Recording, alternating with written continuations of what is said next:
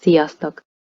From this video, you can learn the addressing, how you have to call someone in spoken and written Hungarian, and you'll see some examples for the nicknames too. First of all, you know now 3 rules of Hungarian. Rule number 1. We use personal endings on the verb according to formal or informal language. Rule number 2. There is an informal you, it's te in singular and ti in plural. There is a formal you, it's ön in singular and önök in plural. And there is a semi-formal language, what typically is used in a non-official, informal situation between people with a big age gap. Semi-formal you is maga in singular and maguk in plural. Rule number 3. With te, we use a singular second person's verb ending. With ti, a plural second person's verb ending. With ön and maga, we use a singular third person's verb ending. And with önök and maguk, we use a plural third person's verb ending. Let's see now what does addressing megszólítás mean. When we want to get the attention of the person, we use addressing. In the informal language, megszólítás is the nickname of the person. In the formal and semi-formal languages, we use honorifics.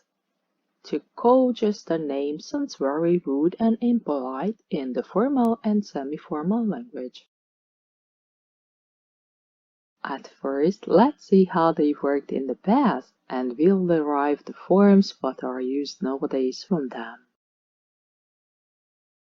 Asszony, according to etymologists, was a loan word from Hellenian language. Its original meaning was queen or my lady. Today, in the spoken language, it is typically impolite, but this is the official form in some expressions like elnök asszony, Miniszterelnök asszony, miniszterasszony, igazgatóasszony, professzorasszony.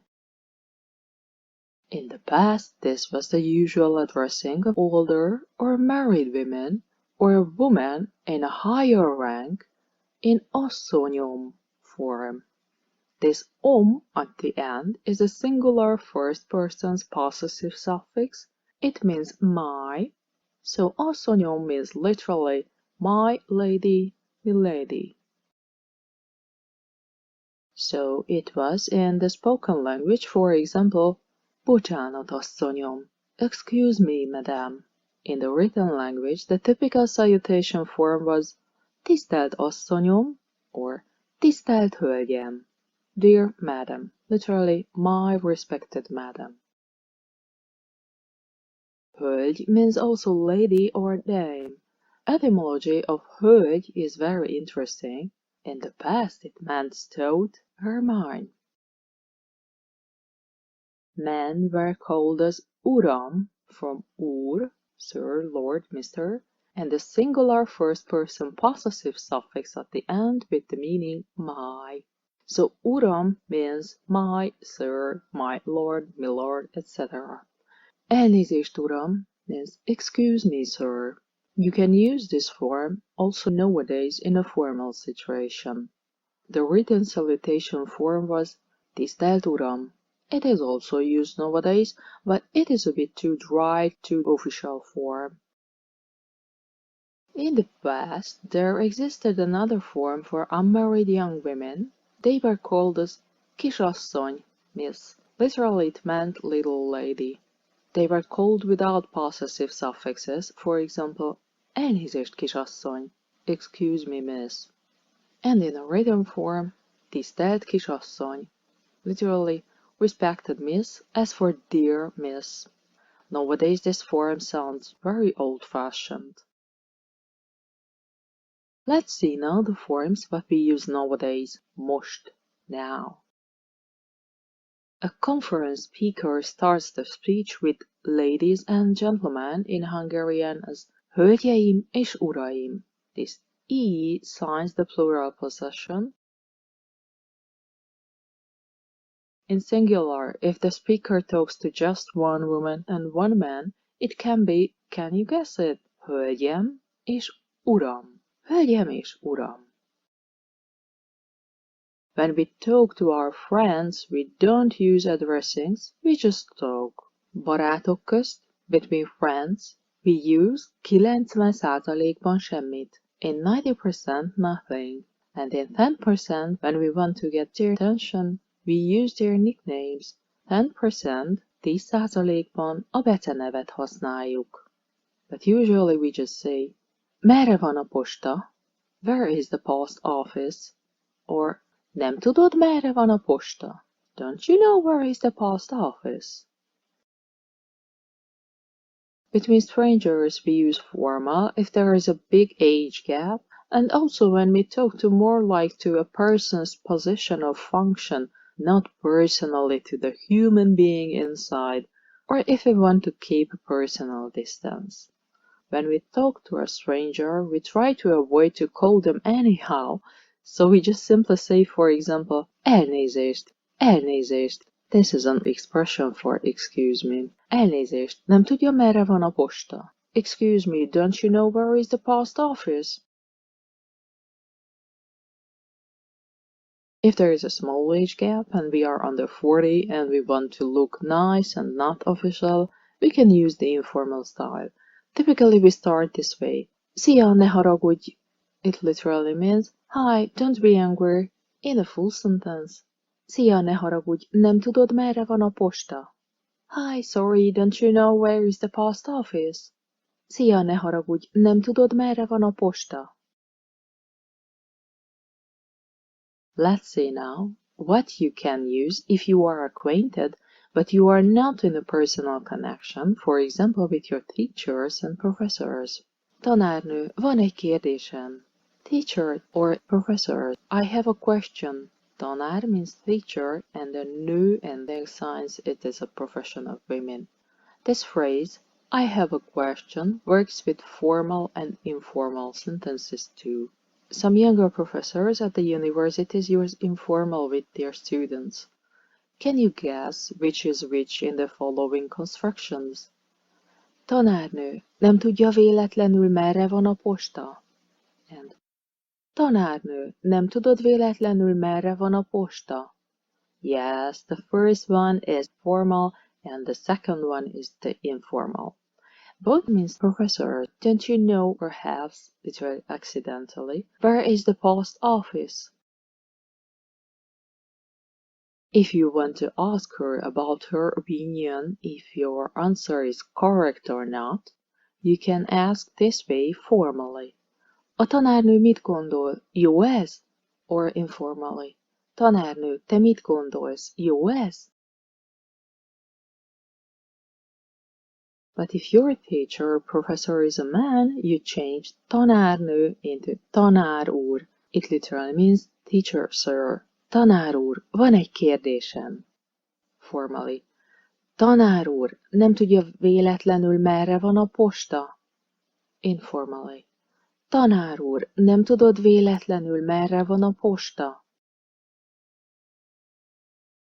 If you want to ask him about his opinion, if your answer is correct or not, you can ask this way formally. A tanár úr mit gondol? Jó ez? And informally. Tanár úr, te mit gondolsz? Jó ez?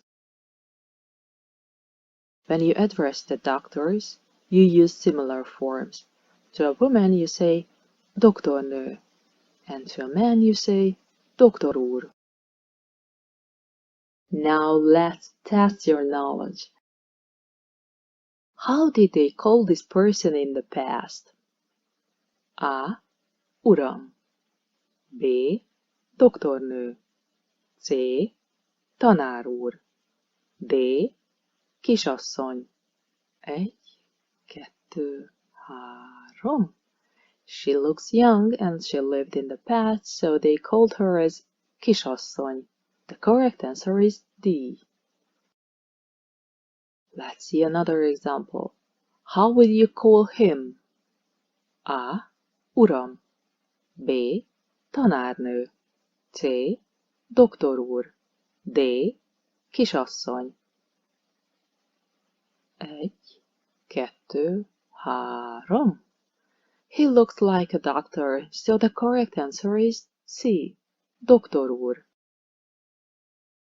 Let's see another one. How would you call your female teacher or professor in Hungarian? A. Uram. B. Tanárnő. C. Doktor úr. D. Kisasszony. 1, 2, 3. The correct answer is B. Tanárnő. And let's see another one. How would you call your male teacher or professor in Hungarian? A. Uram. B. Tanárnő. C. Doktor úr. D.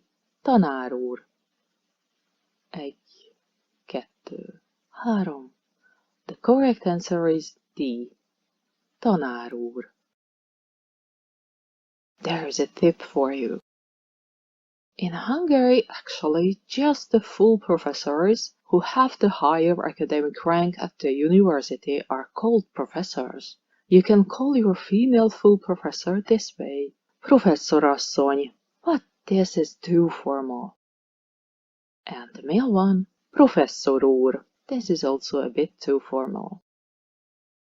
Something else about the private life. Elderly women can call by their nicknames plus néni. Never use this form with your professors. Néni means aunt or auntie. Children can call every adult woman this way, but adults can call as néni just their own aunts or some other elderly women with whom they have some personal connection. Uncle in Hungarian is bácsi, and this works similarly to néni. It can happen that you will never use this honorific as a foreigner. You call your boss simply as főnök, boss. But the best way, when you meet them first time, you simply ask, how can you call them? How can I call you is, hogy szólíthatom in formal language, and hogy szólíthatlak in the informal language. I hope this lesson was useful for you. If you are interested in letter writing, you can watch this other video about it. Köszönöm a figyelmet, viszontlátásra, sziasztok!